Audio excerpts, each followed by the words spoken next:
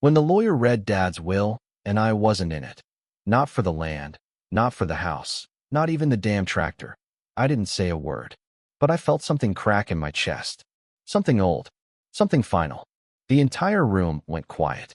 Just me, my brother Alex, the estate lawyer, and the sound of a fountain trickling outside his office window like a damn joke. Alex sat across from me with his legs crossed, hands clasped, wearing the same blue suit he'd used in every campaign photo since he ran for city council. "I'm sorry, Nate," he said, not looking sorry at all. "I didn't know Dad made changes." Bull. Absolute bull. I'd spent the last 6 years helping our father run the farm after his stroke.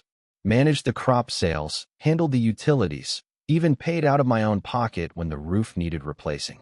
I was there when Dad couldn't remember what year it was. I was the one who drove him to every damn doctor's appointment, every blood draw, every scan. Alex? He showed up for holidays, stayed long enough to take a few photos for Facebook, then disappeared back to Little Rock to rub elbows and kiss babies. And now, everything was his. The will was clear. The land, the house, the equipment, even the insurance policy, for the benefit of Alexander Langston, my son and executor. I clenched my jaw so tight I thought a molar might crack. "Mr. Langston," the lawyer said carefully, looking at me, "I understand this must be difficult. If you'd like to contest." "No," I said, standing. "I've heard enough." I walked out without shaking hands. Outside, I gripped the rusted railing by the stairs and stared at the gravel lot for a long time. My truck sat there like a ghost from another life. Dented, familiar, paid off. Everything I owned was paid off. Everything Dad owned was now Alex's. I climbed in, slammed the door harder than I meant to, and just sat there. My hands trembled on the steering wheel. Then I saw Alex coming out of the building in my side mirror. He jogged a little to catch up and knocked on the window. I rolled it down halfway. "Look," he said, "I didn't know Dad made those changes. If I had, you would have what? Split it?" I snapped. "You expect me to believe this is news to you?" He hesitated. "Just long enough to tell me everything I needed to know." "I'll make sure you're taken care of," he said, lowering his voice like we were in some mafia movie. "We're family, Nate. I've got plans, big ones. There's room for both of us." "You're running for Congress, right?" I asked. "Guess you'll need an accountant." He smiled. "Exactly. You were always good with numbers." I didn't answer, just rolled up the window and drove away. But in my head, I was already taking notes. Alex and I weren't born enemies. We were 5 years apart. Grew up in the same 2-story farmhouse just off Route 17. Dad was strict, old school, never wasted a word, never praised unless it was earned. Mom passed when I was 16, and after that, it was just the 3 of us. I took on the big brother role hard. Helped Alex with homework. Talked him out of dumb ideas. Took side jobs to make sure he could go to college debt-free. I wanted him to have what I didn't. And for a while, I was proud of him. But somewhere along the way, Alex learned how to turn that boyish charm into political currency. He started giving speeches that sounded like heartland poetry but were hollow inside. Started talking about American values while building a shell company to fund his last campaign. I only found out because I helped clean up the books. He was slick. Too slick. And now, with Dad gone, he had it all: land, assets, legacy, and apparently my silence. That night, I drove straight past my house and kept going. Didn't stop until I hit a rundown motel 2 counties away. Paid in cash. Threw my phone in the drawer and turned on the old ceiling fan until it drowned out my thoughts. I couldn't sleep. Every time I closed my eyes, I saw that damn smirk on Alex's face. That fake sympathy. That offer to take care of me. Like a dog he didn't want to put down.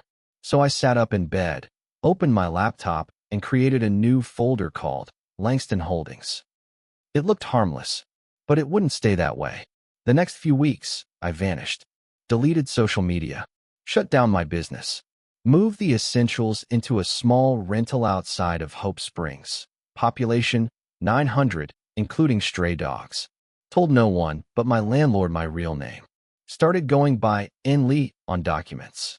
Even my mail was rerouted. The town knew me as the quiet guy with the laptop and the worn-out boots who drank too much coffee and tipped well. Meanwhile, Alex was climbing the ladder. His campaign went into full swing by early June. He launched a podcast, ran flashy ads about protecting rural families, and went viral shaking hands at the county fair. He even started dropping lines like, "I built my career from the ground up, just like my daddy's farm." My daddy's farm. Funny, since he hadn't set foot in a tractor since 2010. People back home adored him, called him real, honest, a man of the people. They didn't know about the $47,000 in tax write-offs for a rental cabin he never lived in, or the Shell LLC in Texas that donated to his campaign but was really funded by Dad's old retirement accounts. But someone did. Someone who used to manage high-net-worth portfolios and knew exactly where people like Alex tried to hide the bodies. Me. And yet, I never told anyone. Not yet. Because revenge isn't loud. Not the good kind. It's patient. You don't knock down a man's career with a baseball bat. You wait until the foundation rots. Then you show everyone the cracks. Alex thought I'd left. That I'd disappeared. That he'd taken everything and won. But people like him forget. Money doesn't vanish. It leaves tracks. And I know how to follow them. I didn't show up to the fundraiser at Miller's Lake.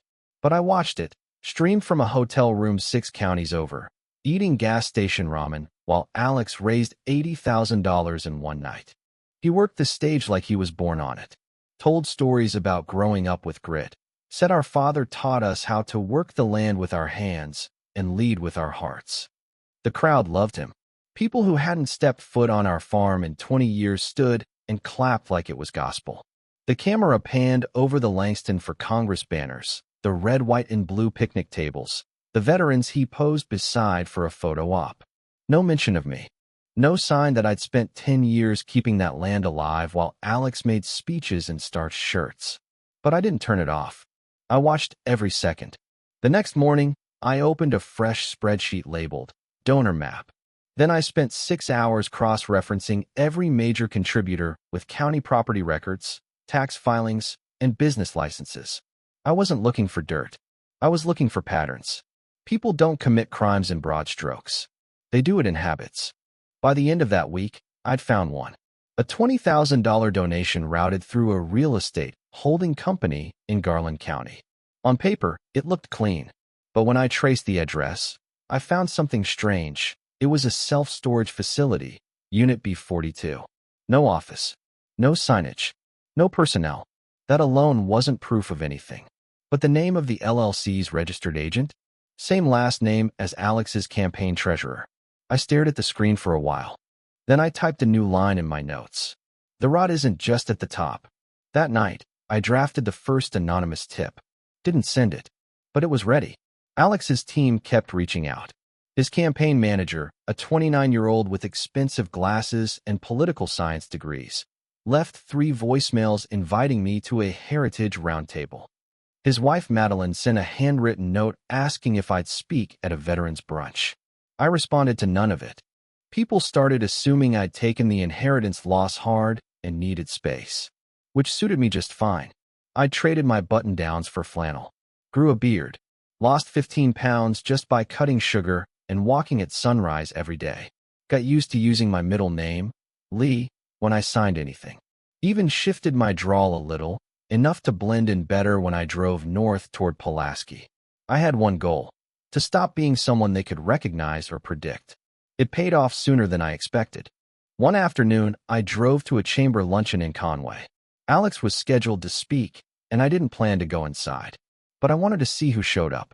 I wore a borrowed sports coat and a ball cap, kept to the back. And as folks filed in, I noticed the same man I'd flagged from the donor spreadsheet, the guy behind the fake LLC. He was laughing with Alex near the entrance, shaking hands like they'd known each other 20 years. I waited until they separated, then followed him at a distance when he stepped out to make a call. I didn't hear much, just pieces. But I caught one phrase clear as day. Yeah, the second transfer went through. Campaign fund. Same route. Then he looked right past me without flinching. The man who would have known Nathan Langston didn't even blink at Lee Mathers. That's when I knew the new identity wasn't just a disguise. It was leverage. But not everything was clean detachment. Some nights, I missed him. The version of Alex before all this. The kid who helped me bury our dog in the back pasture, who stood beside me at Mom's funeral, holding my hand like I was the only anchor he had. But that version? That man never existed. Not really. And remembering that helped. It reminded me what he'd taken. Not just the land. Not just the money. But the illusion of family. Of loyalty. Of trust. One morning, I got coffee at a gas station off Route 30 and heard a clerk talking about Alex's big ad buy.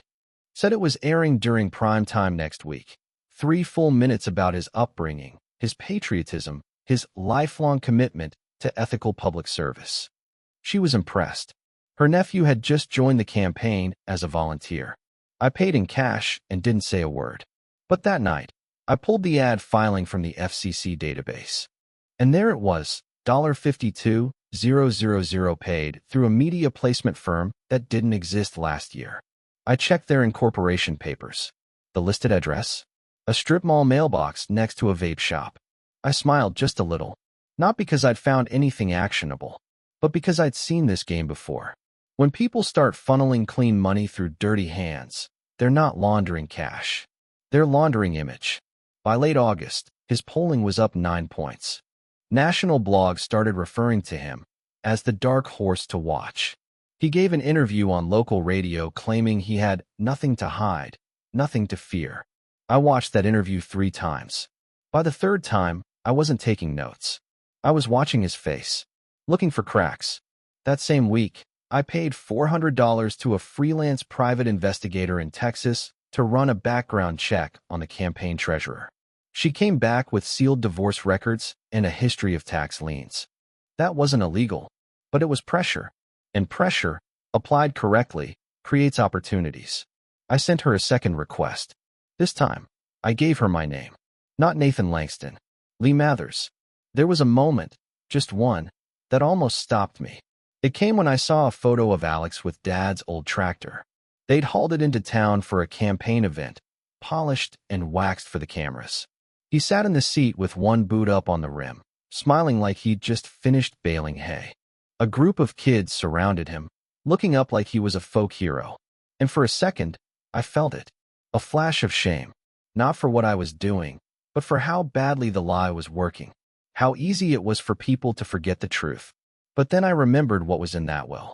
And I remembered watching our father die, wheezing through morphine, asking me if Alex was coming home, and me lying, telling him yes, knowing damn well Alex hadn't visited in months. I closed the photo and opened the burner email account. That night, I wrote a single sentence. You might want to ask why Langston's largest donor shares a mailbox with his campaign treasurer's cousin. I didn't sign it, didn't send it, but I saved it. That's the thing about whispers. They're louder in the right inbox. I was off the grid, but not out of the loop. I knew how long it takes for rumors to grow teeth. I knew how slow bureaucracy moves. And I knew the kind of storm you need to let build before it breaks in the right direction. People assumed I'd left town with my tail tucked, that I'd gone to lick my wounds and drink myself stupid. What they didn't know was I had names. I had documents. I had time. And most importantly, I had nothing left to lose. The first real crack showed up in a place most people would have scrolled right past. Page 2 of the Jefferson Ledger, in a small headline just above the obituaries. Langston campaign under scrutiny for donor irregularities. It was just 3 paragraphs. No accusation. Just a question. Why would 3 of Alex's top donors share a business address that didn't physically exist? No quotes. No outrage. Just enough to get people curious. I read it twice. Then clipped it. Pinned it next to the spreadsheet I'd been updating for months. It wasn't the nail in the coffin, but the lid had started to close. The same day the article ran, Alex's campaign canceled a scheduled podcast appearance. Scheduling conflicts, they said. But the episode topic was campaign finance reform. I didn't have to guess why they pulled out. The podcast host didn't let it slide. He tweeted, "Interesting. Congressman hopeful cancels 5 minutes after we send donor questions. Transparency must be a post-election priority." The tweet hit 12,000 likes before sunset. I watched the numbers roll in like slow thunder. And for a moment, I felt nothing. At least, that's what I told myself. 3 days later, a kid in a college hoodie stood up at a town hall in Fayetteville and asked Alex, point blank, why two of his outreach centers didn't seem to exist. Alex blinked, then blinked again. He recovered fast, smiled, threw out a half-joke about digital addresses and how real change starts in unexpected places. The room laughed politely, but the damage was done. The moment was clipped, shared, memed. One post read, Langston Outreach Center equals a mailbox and a dream. Another showed a grainy photo of the empty building he claimed was hosting veterans events. Lights off, trash piled up in the corner window. I started that Reddit thread. 3 burner accounts, 5 screenshots, 1 direct link to the 990 filing. They did the rest for me. That same week, his campaign manager quit. There was no press release, no graceful exit. Just his name quietly scrubbed from the website and replaced with someone younger, less experienced, and far more nervous-looking in public. But I'd already seen the resignation email. It came through one of the BCC lists I'd seeded weeks ago, tied to a fake local PAC I used to collect filings. I wasn't supposed to see it, but I'd built the pipeline. And once he hit send, it was mine. I won't be the scapegoat, it said. I signed up to build something, not clean up your mess. I read that line 3 times. I almost printed it out.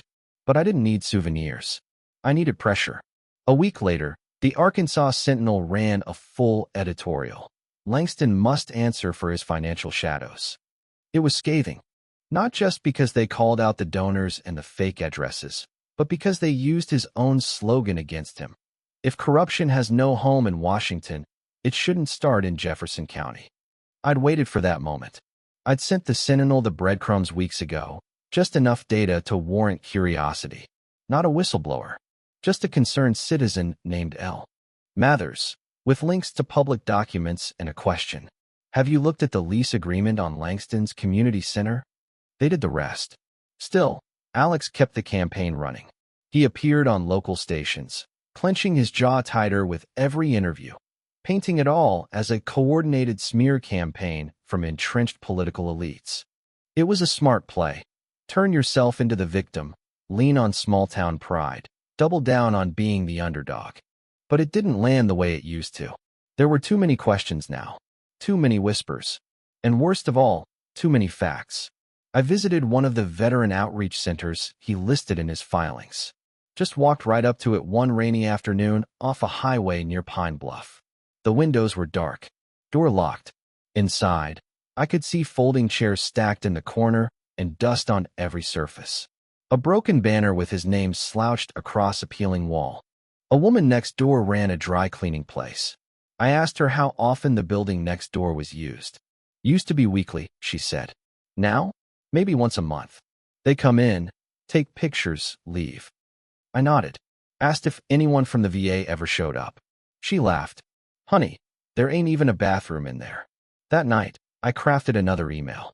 Subject line, 501C, 4, compliance question, Veterans Center activity reporting. Signed it from a fake law student at the University of Arkansas. Attached one blurry photo of the empty building. Didn't even hit send. Just queued it in drafts. Sometimes it's not about flooding the dam. Sometimes it's about showing someone where the cracks are. Then came the courthouse. I wasn't planning on being there. I was eating a sandwich outside a county office, watching traffic, when the campaign SUV pulled up. Alex stepped out in a Navy suit, flanked by aides. Press cameras stayed behind the barricade.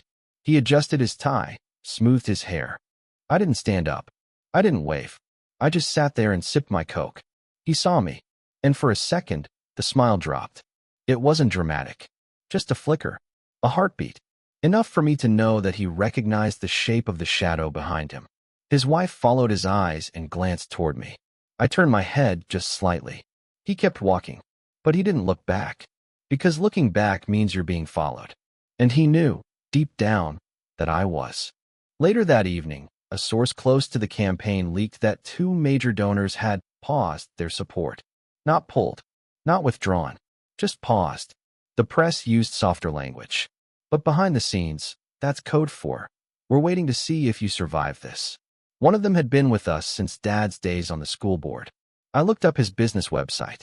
There was no statement, no announcement, just a missing logo from the endorsement banner. And that told me everything I needed to know. In the mirror, I didn't even look like myself anymore. New haircut, tighter jaw, weight gone, accent muted. But inside, I still had the voice of the kid who'd stayed behind when Alex left for Georgetown. The one who held our father's hand in hospice. The one who was told, in the end, that loyalty didn't matter if it wasn't written into a will.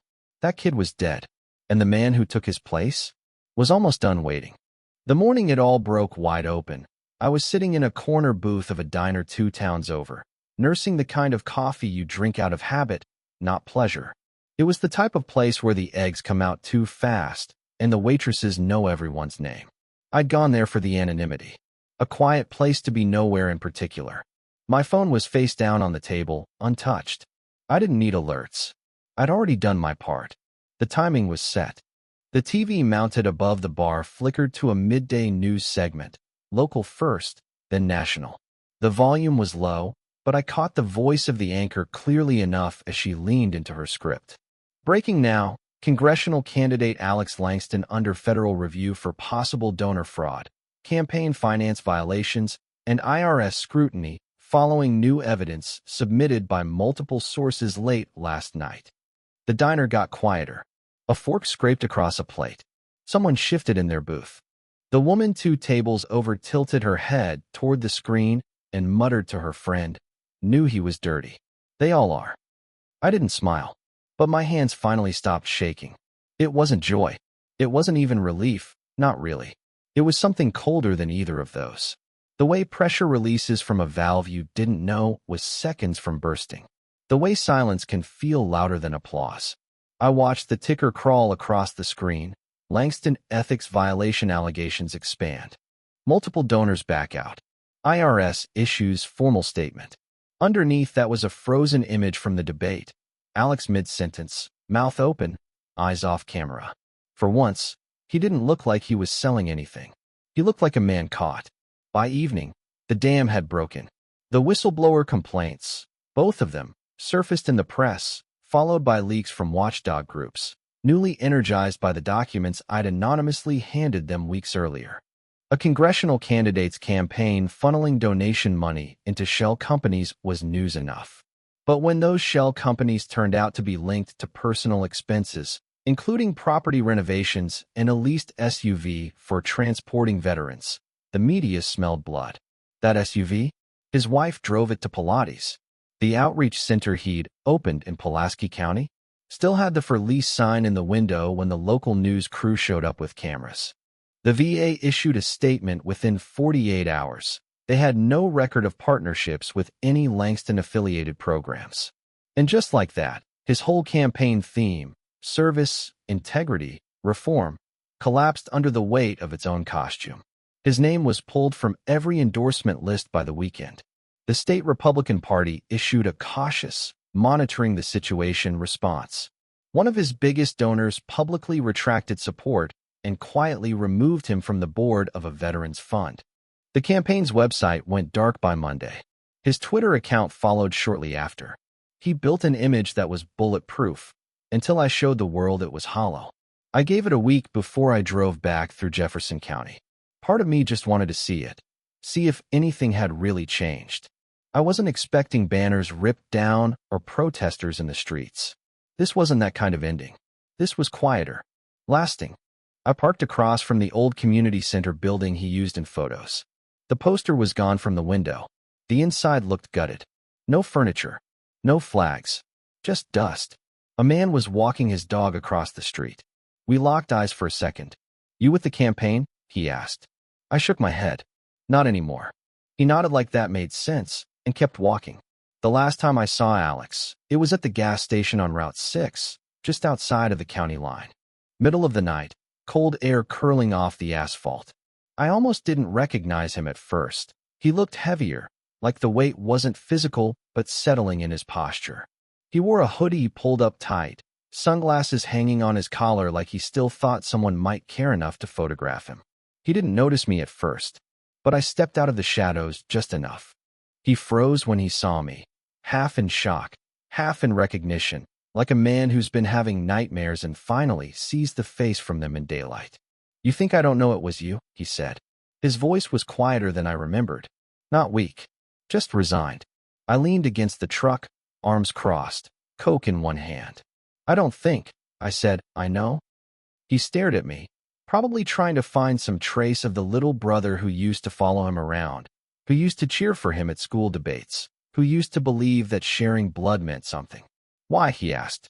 I let the question hang there. Then I answered, "Because you took everything, and you expected me to thank you for it." His mouth twitched. Maybe to argue, maybe to deny, but he didn't say anything else. Just got back in his car and pulled away, the taillights disappearing down an empty road. For a second, I thought I might swing first, but he wasn't worth a closed fist, just a closed file. In the months that followed, the fallout hardened. He wasn't arrested. Not yet. But he was done. Barred from future campaign filings under the ethics violations. Donors publicly blacklisted him. No speaking events. No endorsements. Every PAC that once lined up to shake his hand now had his name crossed out in red. His consulting firm, built for post-politics influence, dissolved within 3 months. The Langston name, once good for a head nod and a handshake anywhere in Arkansas, became a liability. People whispered now, not about what he'd done, but about how fast it all unraveled. I didn't go back to the house. Didn't touch the land. It was never about the money. Not really. He could have had the acreage, the family name, even the will. That's not what burned. It was what he thought he could take with it. My silence. My place. My blood. I gave him time. Then I gave him gravity. He took the fall. I kept the name.